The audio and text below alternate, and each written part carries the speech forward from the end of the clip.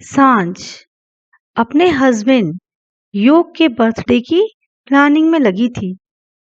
जब योग ने उसे बताया कि वो बर्थडे वाले दिन मुंबई में होगा ही नहीं, उसकी इम्पोर्टेंट मीटिंग आ गई है और उसे उस दिन दिल्ली जाना होगा। सांझ ने सोचा कि वो योग को दिल्ली में ही सरप्राइज देगी। योग को इटालियन फूड बहुत पसंद था, तो सांझ ऑनलाइन दिल्ली के रेस्टोरेंट सर्च करने लगी।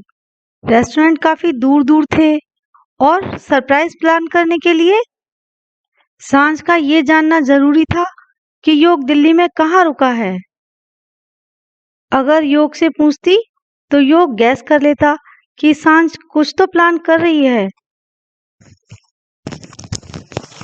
तो उसने किसी तरह से योग जब अपने ईमेल लॉगिन कर रहा था तब उसका पासवर्ड देख लिया और अगले दिन उसके होटल रिजर्वेशन का मेल ढूंढने के लिए जब उसने योग का ईमेल ओपन किया तो देखा कि योग को प्रिया नाम की एक लड़की से काफी सारे ईमेल्स आए हुए थे, जिसके सब्जेक्ट्स थोड़े अजीब से थे, जैसे lovely morning, I was late वगैरह वगैरह।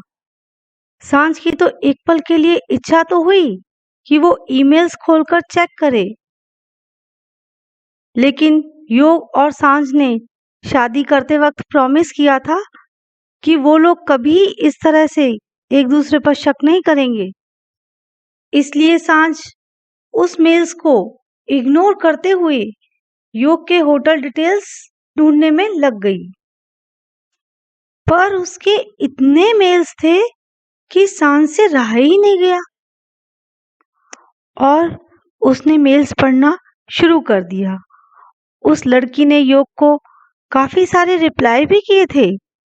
योग उससे अपने दिल की बातें शेयर करता था, उसके काम के बारे में, वर्क प्रेशर के बारे में, बचपन से जुड़ी यादों के बारे में। पर उसने कभी भी सांझ के बारे में कुछ नहीं लिखा था। एक तरीके से देखा जाए तो ये दो दोस्तों के बीच की बातें भी हो सकती थी, पर अगर दोस्ती ही है तो सांझ के बारे में कुछ क्यों नहीं है। इनफैक्ट उसने सांझ को प्रिया के बारे में कभी कुछ बताया भी क्यों नहीं। सांझ योग से इस बारे में अगर पूछती तो बात बिगड़ जाती, क्योंकि सांझ ने प्रॉमिस जो तोड़ा था और वो उस पर शक कर रही थी। इसलिए सांझ चुप रही और अपने सरप्राइज की प्लानिंग में लग गई।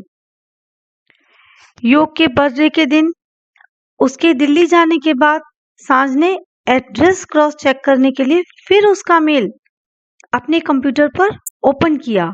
उसी वक्त प्रिया से एक और मेल आया जिसमें उसने लिखा था, can't wait to see you tonight. ये मेल देखकर सांझ का दिल टूट गया। योग प्रिया के साथ अपना बर्थडे सेलिब्रेट करने दिल्ली गया था। ये जानते हुए सांझ हर साल उसके बर्थडे पर कुछ ना कुछ स्पेशल करती है। सांझ ने अपना पर्स उठाया और योग को एक लंबा सा लेटर लिखा, जिसमें उसने इन मेल्स के बारे में सब लिख दिया और ये भी लिखा कि वो योग के साथ अब नहीं रहना चाहती और इसीलिए घर छोड़कर जा रही है। वो लेटर टेबल पर छोड़कर सांझ पुणे के लिए निकल गई, जहां उसकी सिस्टर रहती थी। सांझ का दिल इस तरह टूटा था कि वो अपना सामान पैक करने की हिम्मत भी नहीं जुटा पाई और सिर्फ अपने पर्स के साथ कैब में बैठकर चली गई। उस दिन मुंबई में बहुत बारिश हो रही थी। मुंबई पुणे रास्ते पर बहुत ट्रैफिक भी था।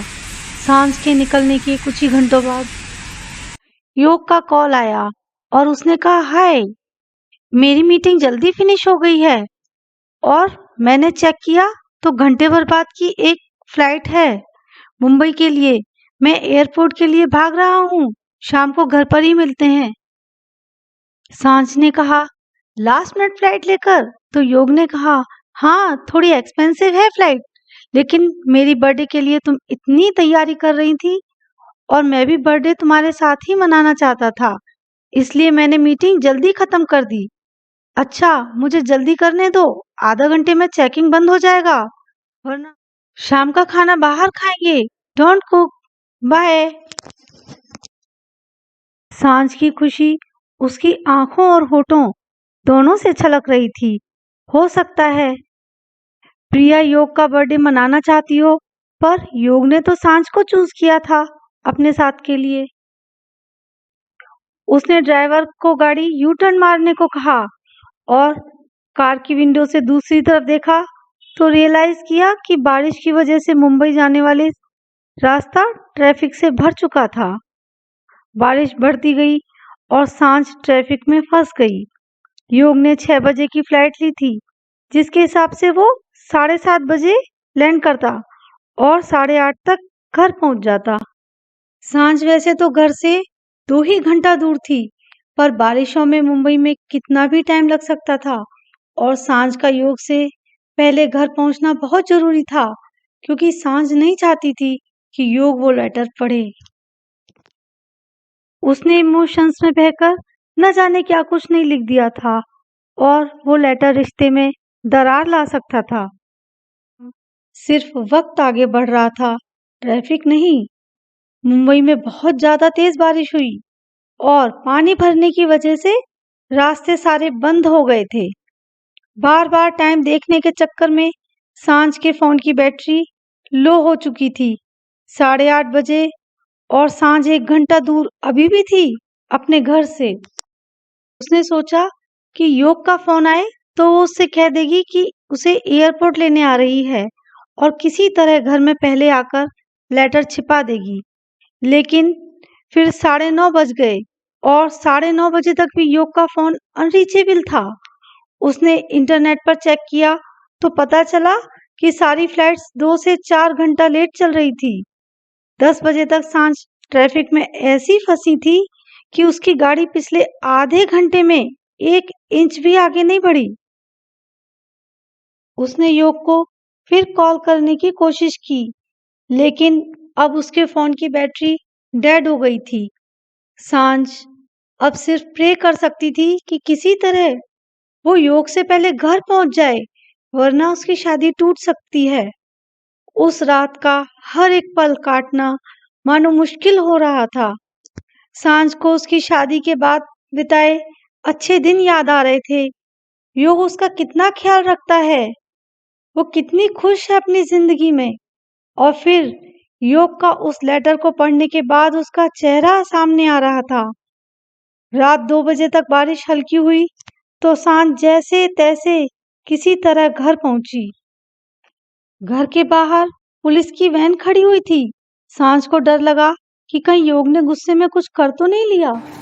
जब वो घर के दरवाजे पर पहुंची तो योग वहां पहले से था, बहुत परेशान दिख रहा था।